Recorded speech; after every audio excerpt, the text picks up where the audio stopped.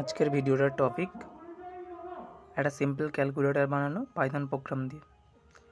তো প্রথমে আমাদের প্রোগ্রামটাই কি থাকবে, এডিশন, সাবট্রাকশন, মাল্টিপ্লিকেশন আর ডিভাইড।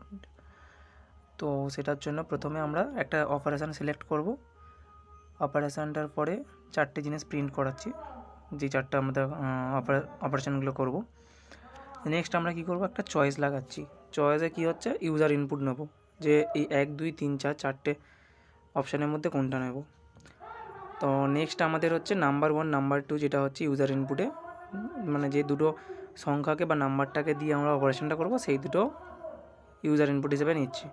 নেক্সট আমরা ইফ স্টেটমেন্ট দিয়ে কী করব, চয়েস চেক করব যে কোন চয়েসটা সিলেক্ট করছে। যদি সিলেক্ট করে 1, তাহলে আমাদের হচ্ছে অ্যাডিশন, যেখানে দেখানোই যাচ্ছে নাম্বার 1 প্লাস নাম্বার 2 হচ্ছে।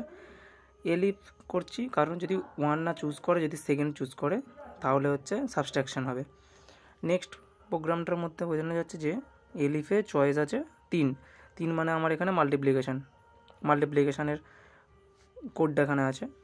নেক্সট আছে ডিভাইড, 4 নাম্বার অপশান যদি চুজ করে। 4 নাম্বারে আমরা কি করছি, নাম্বার 2 ডাজ নট 0, মানে যদি 0 না হয় তাহলে আমরা ডিভাইডটা করতে পারবো, আর নাহলে এরর হবে। আর এররটা কেন আসবে, কারণ কোনো সংখ্যাকে যদি 0 দিয়ে ডিভাইড করে তাহলে ইনফাইনাইট চলে আসে বা ইনফিনিটি আসে, কিন্তু ওটা তো ওখানে আনলে হবে না, অতএব ইনভ্যালিড ইনপুট এসে যাবে। এবার কোডটাকে আমরা রান করব। কোডটাকে রান করার পরে এরকম একটা ইন্টারফেস।